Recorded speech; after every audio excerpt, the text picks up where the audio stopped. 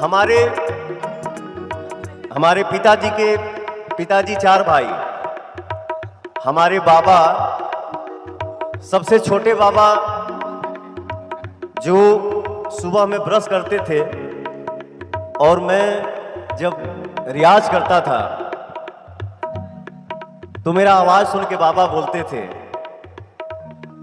ये सुअर के बच्चा के